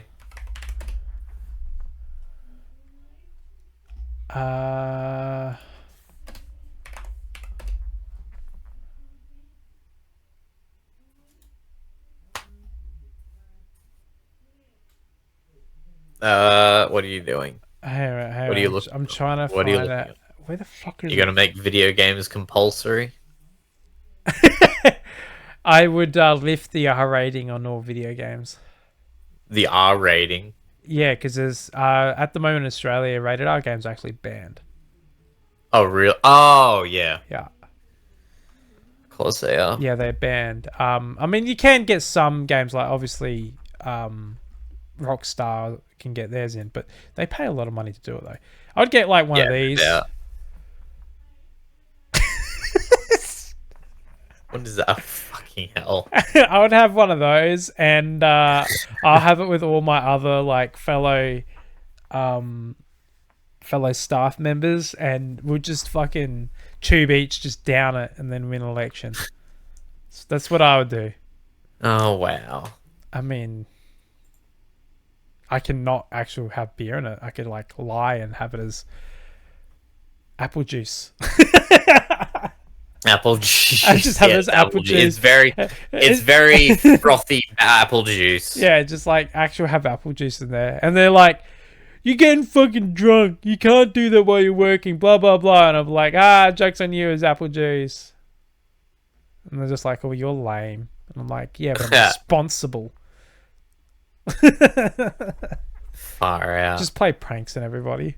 Just like, yeah. Just like go to like the House of Reps or the Senate or whatever and just put whoopee cushions on people's chairs. Like, yeah. No, you'd be that person who put plastic snakes on people's chairs. No, I would in all their I would desks. just fucking turn up with a snake on me. No. Just like have a snake on me. Just like, what are you doing? I'm like, I want to take him for a walk. For a walk. Those guys don't walk, they slither. Just like, just like bring it in there and be like, hey, how's it going? They're like, why did you bring a snake? I'm like, to rat out the rats. To locate all the rats in here. The snake of judgment. Oh, that'd be so funny. Yeah. No, I don't think I would even make it my foot in the door. I'm not a person. I'm not a person from wealth. I'm not a business person, and they You're don't not like someone. that. You're not someone who who has the skill to manipulate people into liking you. Oh fuck, I can do that. I do it all the time. I'm serious. I do it all the time. I'm not a people person, and You so I I don't do it for like reasons that are like, manipulative in the sense of I get what I want, or like sinister. I do it because I like to just go through life with as least drama as possible. And so if I can manipulate someone to not hate me, I will do it. So that they like me. Not like me, or like, want to be my best friend, but like me enough that they can, respect me and whatnot. I'm really good at putting faces on. I'm not fake, because if you ask me a question, I'll answer it honestly, but I can manipulate people quite effectively. And I used to do it all the time, especially with people I don't like. I will manipulate them so then that way I can have the best situation possible with them. So then that way we both work happily together. Get what I mean? I think so. I have I used it in my past for sinister reasons, because I didn't like someone and I wanted to get back at them for other reasons. But yeah, I'm not a people person, but I do understand people and how they tick, so I can sort of get advantages over people if I really need to, but I just choose not to. That's the I difference. I don't know. It was a few years ago. I was saying things to someone, Yeah. I was saying things to someone to try and make them like me, and honestly, the worst decision I ever made in my entire fucking life. So I try not to do that anymore. Why did it go the opposite effect, or No, I had a mental breakdown. yeah, it's not fun. No, Um yeah, no, like I've manipulated situations where I kind of like got a group of people that were kind of always sort of in the way and annoying. This is like way in the past, and they were just always making life so much hard for everyone else around me. So I somehow got created a situation where they ended up being too distracted with themselves, fighting amongst themselves, that they left everyone alone. And then I just, continued on my days. So I set them against each other and let them go, and then they yes, I know that, Ray. Then they just sort of they just got on with what the fuck they were doing, and then all of us were just like continuing on doing our thing that we needed to get done, and they weren't distracting us anymore. Or like other situations in high school where there were bullies, where I would manipulate them to do something in front of a teacher, so then they would finally fucking get in trouble. Because normally they're the type of people where they were like, oh no, I didn't do that, I was just mucking around, or, that sort of type of person. So I twisted them and manipulated them to fuck up in front of a teacher, to contradict everything they've said the entire time, and they were suspended and then expelled from that school eventually. all right. I can do it if I want to, but I just choose not to, because it's a risk factor. You got to, like, if you're gonna manipulate people, you got to do it for a reason that isn't sinister. You got to do it for logical reasons that if it was to backfire on you, it's not gonna be a big backfire. It's you're playing with fire with manipulation. People abuse it too much, and it's a good tool. Salespeople do it all the fucking time to like Oh yeah, it was get part of their people, job. and that's kind of what I try and do. I try to do it on a sales level. Like I like to sort of help people, like build people up and build myself up with them, so then that way I can get what I want out of it. So then that way we're all happy. Job gets done. We'll go home happy. No dramas. That's my Sounds like goal. negotiation. Yeah, it's more of a negotiation, but it's not a negotiation because they're unaware what I'm doing. So, or why I'm doing it. Because I don't Still like sounds people. like negotiation to me. Honestly, like, if I could live out in the bush and not have to talk to a single soul ever again, I would do it. But I can't, so I got to make the best of what I can do, you know? You hear that, Ray? That's funny. I wonder what Ray's sniggling about. Oh, it wouldn't surprise me if it was something immature. Yeah. But, yeah, it's pretty crazy. Huh? I I wasn't. Of course you You've weren't. been there the whole time, but you weren't listening. That's fair enough. Yep, that makes sense. Oh, my God. You know there's no good games coming out now? Well, duh, I knew that. I just realized Starfield that. was the only hope we had, and all we had was a loading screen simulator. Then we had Payday 3. Then we had Payday 3 come out, which only turned out to be a lobby simulator. Yeah. And then and then we just like it's. In fairness, so Payday was never that popular of a game. Yeah, it was. It was alright. It had its niche. Nah. It was very much a niche game, but it wasn't like it wasn't. It wasn't in like that pop music sort of popular. It was very much like a you love it or you hate it type of. It's like a Quentin Tarantino cult. You know, you love it or you hate it. It's one or the other. Oh god! So many people I've met over the years fucking hate it, and I'm just like, I love Pulp Fiction. I love Once Upon a Time in Hollywood. What are you talking about? Are you talking about Payday or Quentin Tarantino movies? Oh, Payday I don't give a shit about. I hate that. But I played 1 and 2 and I'm just like, if I wanted to play a game like this, I would just play Halo. Or I'd play what's that fucking other game called? Call of Duty, Overwatch. Halo, Gears of War, Overwatch. Or Overwatch. Overwatch. Like, when I play games like that, I play like Overwatch, Halo, COD, fucking. Not Battlefield, because Battlefield DICE kind of ruined it. It's got a bad aftertaste. He is the what goat. else? New Counter-Strike did come out. That's pretty big at the moment, obviously. Yeah, but that doesn't really have a story. No, but it's a game. To be fair, it's a game. Yeah, it's it is talking true. about games. Well, to be fair, Overwatch doesn't really have a story. No, Overwatch has lore. Rule 34 doesn't count. I can't believe they did that. So those that are watching, Overwatch 1 had serious Rule 34 content made for it. Oh yeah. Like serious, like you saw it everywhere. Yeah. Any of those adult websites, you saw it.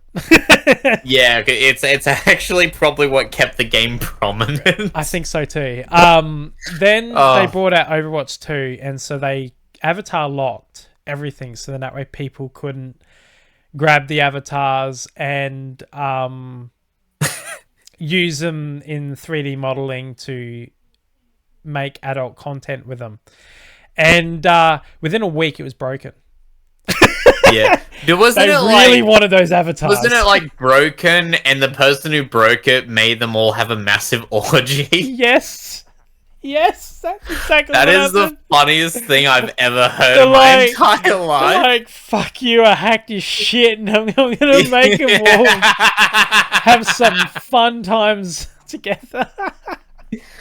Oh god, I love the internet. It is the most darkest and twisted thing, but it's such a beautiful place.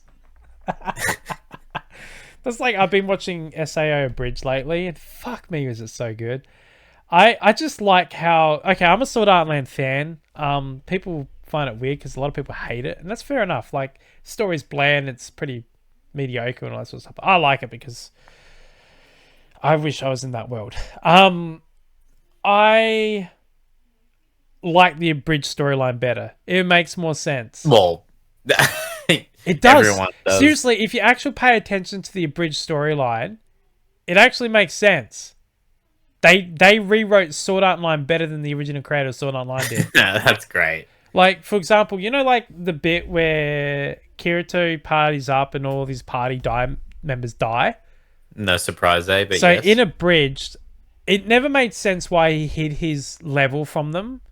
Yeah. Because, like, in all MMO games, if you're a higher level and you party up with a lower level tier, higher level bosses are going to spawn. Right. So in a death game, it isn't very smart to not tell your party members your level, because if you go in a higher level dungeon that's like only 1 or 2 levels above them, and then you go in with them, next minute their level's going to be like significantly dropped back to the point that they can't even survive. So that's what happened. And then they open a chest in the middle of a dungeon that was clearly a trap that any normal person would look at that and go, I'm not opening that chest. And yeah, so the original story just didn't make sense. But in Abridged, they approached Kirito because he was a high level. So they asked him to join knowing he had a high level, and he was like, fine, whatever. And there were actually only 2 people that were actually in the party. Humans, 2 humans. One of them was a glitch, whose internet connection was really shitty, and so was always constantly glitching out. And the other one was just a kleptomaniac person who just kept stealing money and owed lots of money to the mob. Which is what motivated them to go searching in the dungeon. And then the other party members were all NPCs that they had fucking gathered. And what happened when they went into the dungeon, they set one of the NPCs to fucking auto loot. And so when they walk past the dungeon, it runs immediately in there and opens a chest because it's on auto loot, which then triggers a trap and then kills them all except for Kirito. So that makes more sense. It's way better storyline. And it's just funny. I just fucking love it. It's just hilarious. But episode 17 was only released like 4 months ago. So they're still working on it, because you said what episode they're up to, and I was like, no, they're finished. I'm like, no, they weren't. So they've been like doing this for over 7 years. Yeah, far out. It's a long time, isn't it? Yeah, very long time. It must take ages to fucking do it all, because like they reanimate as well. So yeah, it's a lot of work. I mean, it's 12 episodes over 7 years. You're probably looking at about 2 episodes a year. So yeah, it must take a really, really long time. It must, yeah. Well, I suppose that's like with Has Been Hotel. I mean, they didn't even release a season, because they're like, season 2's coming out next year. I'm like, but there's not even a season 1. Yeah. There's one episode. It was a fucking pilot episode. It was a pilot episode from like, what, 3 or 4 years ago now? It doesn't make sense. But it's coming out on Amazon next year, which I'm really looking forward to it. So that's going to be cool. Because I'm loving the new season of Hell of a Boss. Yeah, I've been loving that too. Did you watch the last episode? That was fucking sick. Yes. That was so good. I did watch that one. Yeah. Look over here. Look over there. Yeah. How good is their backstory, though? It's really cool, and it was a lot more in depth than I thought it was gonna be. Like, oh yeah, because like Vivzy, it seems like Vivzy has actually created an actual lore behind this world. Yeah, and they all actually adhere to that lore. It's not just like, I'm just gonna write this and neglect it in later writing. It's actually done well. Yeah, and it actually makes biblical references to these characters. Yeah, and I think she must have read Dante's Inferno. I actually have a copy of it. I want to read it. I just haven't gotten around to reading it. But how big is the book? Oh, it's hang on 1 second.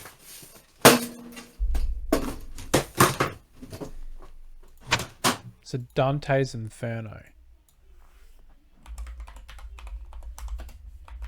Okay, it is.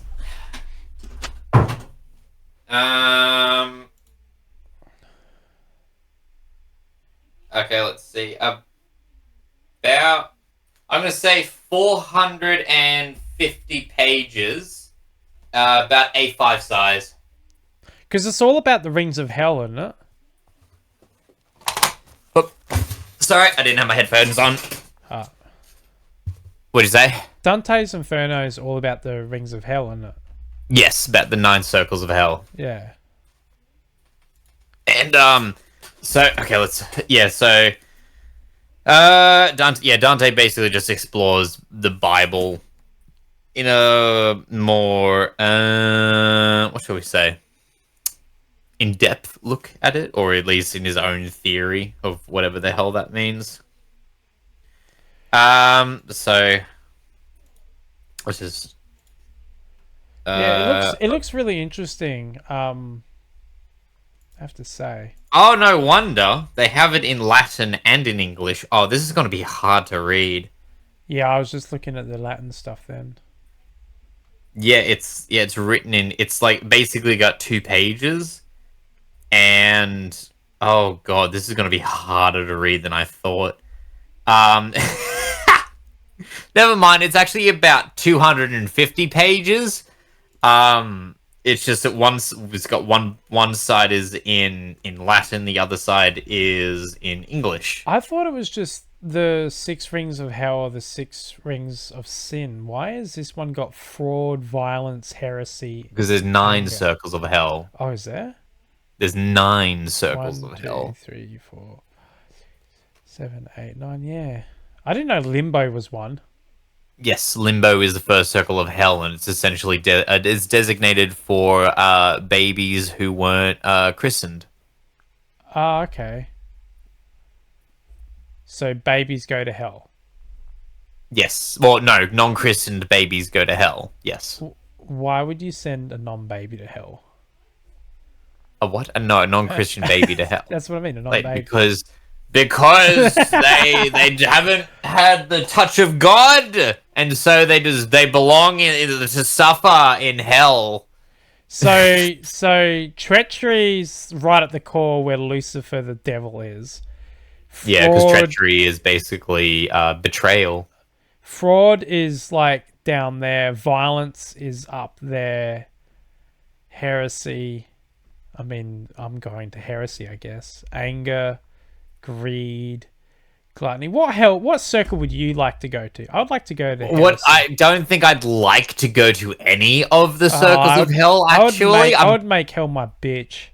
Oh, for fuck's sake! I would fucking just annihilate it. Of course you would, because there's no forces outside of your control that are within your control, because that's how that works. Yeah, Even Ray fucking agrees with me there. It's my imagination, and I choose to dominate. It's of course it is. If Why this wouldn't will it was be? away.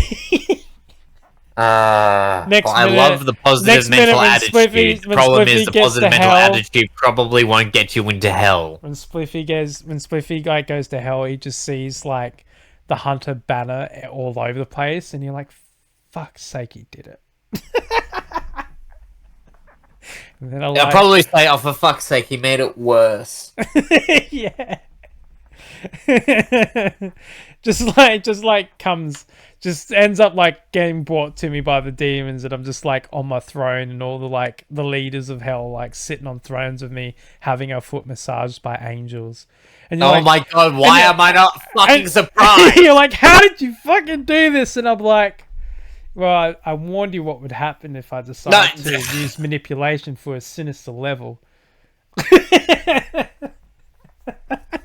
It's like that South Park episode, but I'm not like a weird creep of a man like fucking Saddam Hussein.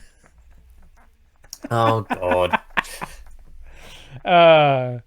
I'm so glad I don't believe any of that shit, because I doubt it's even gonna happen. Just doesn't make sense. When you die, your soul goes to either heaven or hell, and you better not go to hell because you don't want to go there. Do you reckon it would be worse? Like, you know how you have ghosts and stuff like that? What? Yeah. Do you reckon it'll be worse if that is actually the afterlife, that you just die and you're trapped, like in between, where like in between, like you're dead and you like Phasmo, you're on the other side of the veil, and that is where you live through all eternity. But Just you watching just, people walk around and not being able to do anything about it. dude, that'd be fucking. That would be like. I'd love to be a fly on the wall. Yeah, I have to admit, I think that'd be a lot better than anything else. Purgatory. Yeah, purgatory. Because, like, I was in. I'm not gonna lie and say that I have seen some ghost shit. So I know that there's ghosts do kind of exist, in my opinion, only because I've seen them. But I don't know if it's like actual people that have died, or if it's like I'm in a spot where multi dimensions are very close together, and I'm actually seeing another dimension where someone's just going about their life like no tomorrow. But because it's so thin, they can interact with our dimension at the same time. That's what I think it could be, because that makes sense. I really don't know. I haven't studied 4 unit maths to prove that. I like that. Anyways, on that note, we're gonna raid out to someone and say hello to some other person. It was a lot of fun. Don't eat your salmon too quickly. You'll need to cook it first. Who are we gonna raid into? Um, Who are we gonna raid into? Who's live? who is live? Who is live? No, because that game sucks. Who cares? It's not about the game. It's about the streamer and the streamer experience. Please, streamer, make my life better. Be my therapist. You know who we're gonna raid into? We're gonna raid. Who are we gonna raid into? We're gonna raid into Minty. Okay, let's raid into Minty. Let's raid into Minty.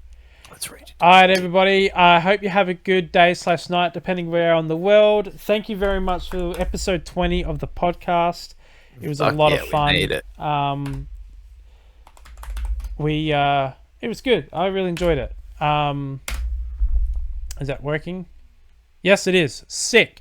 So anyway, we'll see you all later. Hope you have a good rest of the week, and thank you everybody for coming and checking it out. And I'll upload this tomorrow. So you'll episode this upload. Episode upload this tomorrow. Yeah, whatever. Fuck yeah. All right, catch us all later. See ya. See ya.